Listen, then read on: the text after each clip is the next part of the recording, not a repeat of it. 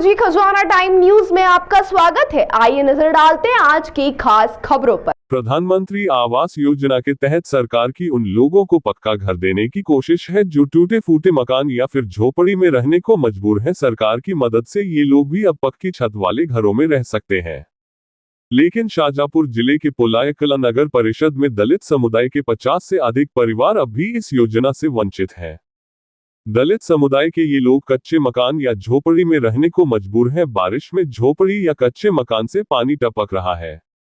छत पर बरसाती बिछाकर बचने की कोशिश कर रहे हैं। कहीं कवेलू के मकान या चद्दर बिछी हुई है, दीवार गिर रही है। ऐसे में जान जोखिम में डालकर ये अपना जीवन यापन कर रहे हैं। पोलायकला नगर परिषद में 2016 से 2022 तक 777 लोगों को इस योजना का लाभ मिला, लेकिन इस योजना के वास्तविक हकदार आज भी इस योजना से वंचित हैं। 2022 के बाद से एक भी व्यक्ति को प्रधानमंत्री आवास योजना का लाभ नहीं मिला। पोलायकला में अब तक 5 बार सर्वे हो चुका है, लेकिन प्रशासनिक अधिकारियों की हठधर्मिता के कारण इन गरीबों को इस योजना से वंचित किया जा रहा है। 2022 के बाद पहले सर्वे में प्रधानमंत्री आवास के लिए 607 लोगों का चयन किया गया। एसडीएम शुजालपुर ने इस सूची को सही नहीं माना और फिर से जांच कर सर्वे के आदेश दिए। दूसरी बार जांच के पश्चात 121 लोगों को इस योजना के लिए पात्र माना गया। इस सूची को भी एसडीएम ने गलत बताते हुए फिर से जांच के आदेश दिए। तीसरी बार एसडीएम के आदेश पर हुए सर्वे में 83 लोगों को चयनित किया गया। इस सूची को भी नकार दिया गया। उसके बाद चौथी बार 39 लोगों को चयनित किया गया, उसे भी एसडीएम ने गलत बता दिया। अब पांचवी बार 54 लोगों को चयनित कर सूची भेजी गई, लेकिन ये सूची भी एसडीएम के आदेश का इंतजार कर रही है। मध्य प्रदेश में ऐसा पहला मामला होगा जहां 5 बार तहसीलदार के द्वारा जांच करवाकर पात्र हितग्राहियों की सूची बनाई गई और हर बार उस सूची को जांच के नाम पर अमान्य कर दिया। सिस्टम की लापरवाही का खामियाजा इन गरीबों को भुगतना पड़ रहा है। कच्चे मकानों में रह रहे पोलायकला के इन दलित परिवारों ने कलेक्टर शाजापुर को भी जनसुनवाई में 2 बार आवेदन देकर प्रधानमंत्री आवास योजना का लाभ दिलाए जाने की मांग की। ये कलेक्टर और एसडीएम पर आरोप लगा रहे हैं, हमें इस योजना से वंचित करने के लिए बार बार जांच करवाई जा रही है। हमारे पास न खेती है, न पक्के मकान, मजदूरी करके अपना जीवन यापन कर रहे हैं। इस बारिश में 2 मकान गिर गए। इन घरों में लोग सोए हुए थे, उनकी जान बच गई। प्रशासन क्या हमारी मौत का इंतजार कर रहा है? पोलायकला के ये दलित परिवार वर्षों से अपने पैतृक मकानों में रह रहे हैं। नगर परिषद इनको भवन प्रमाण पत्र भी जारी कर चुकी है और ये टैक्स भी भर रहे हैं। प्रधानमंत्री आवास योजना के तहत बार बार आवेदन कर रहे हैं। इनके आवेदनों को इस बात पर खारिज कर दिया कि इनके पास भूखंड की रजिस्ट्री नहीं है। दलितों से कहा गया रजिस्ट्री करवा लो। इनके द्वारा 10-20 हजार रुपए खर्च कर रजिस्ट्री करवाए, लेकिन उसके बाद भी इन्हें योजना का लाभ नहीं दिया जा रहा है। इन दलित परिवारों पर दोहरी मार पड़ गई। आवास योजना का लाभ भी नहीं मिला और रजिस्ट्री के नाम पर राशि भी खर्च हो गई। प्रधानमंत्री आवास योजना का लक्ष्य उन लोगों को पक्का घर मुहैया कराना था जिनके सिर पर छत नहीं है या जो झुग्गी झोपड़ी में जीवन जीने को मजबूर हैं। लेकिन जमीनी हकीकत कुछ और ही है। झुग्गी झोपड़ी वाले आज भी इस योजना का लाभ नहीं उठा पाए और जो बड़े काश्तकार है, आर्थिक रूप से संपन्न है, उन्हें इस योजना का लाभ मिल चुका है। पोलायकला से मनोहर मरेठिया की रिपोर्ट।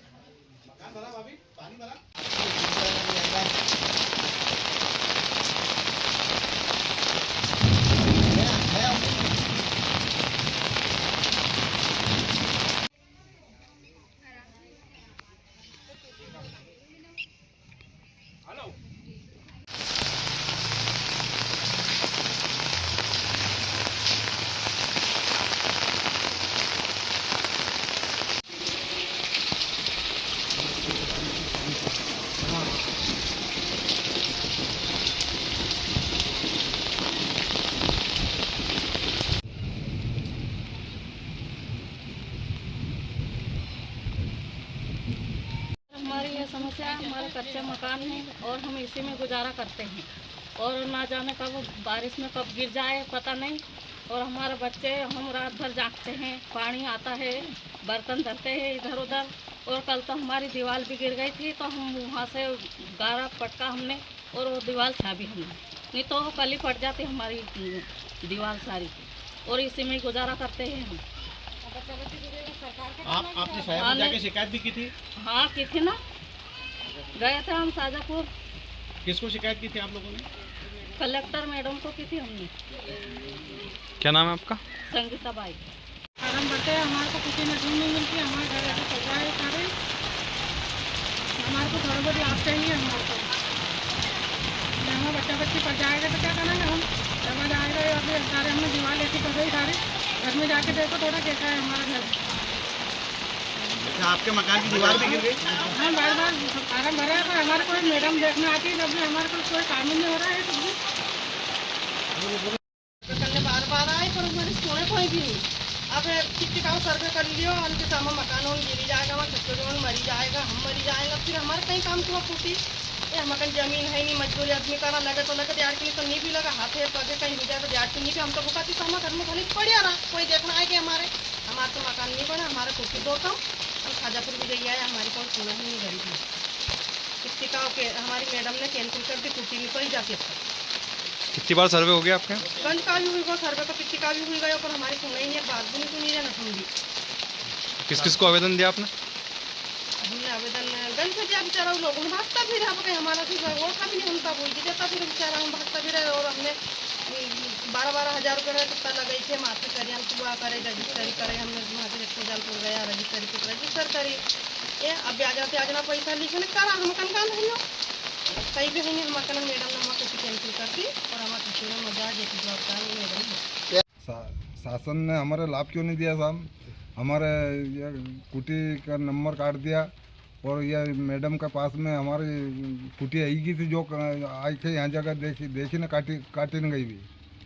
तो हम गरीब आदमी, हम हमारे ना तो औलाद है मेरे को, ना कोई। हम एक गुड़िया है, हुई गुड़िया उनके पढ़ने में मिली थी, हुई भी चली गई। हम दो पति पत्नी है यहाँ पे।